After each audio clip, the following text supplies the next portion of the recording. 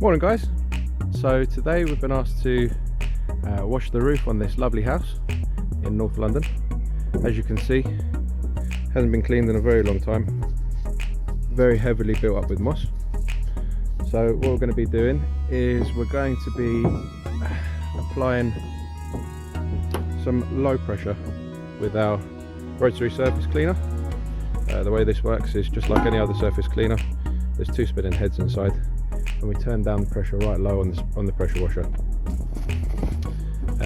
Once we've done that, we'll go ahead and apply a biocide to make sure that the moss doesn't come back in the near future. We'll be doing front and rear, and stay tuned for the results. Enjoy.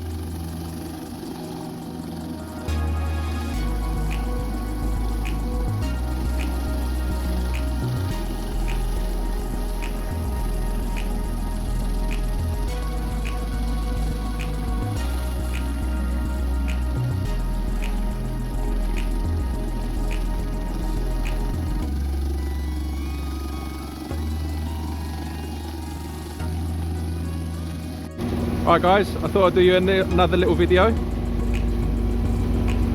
As you can see, the front gable has been done, bonnet hips done, gutters cleared out,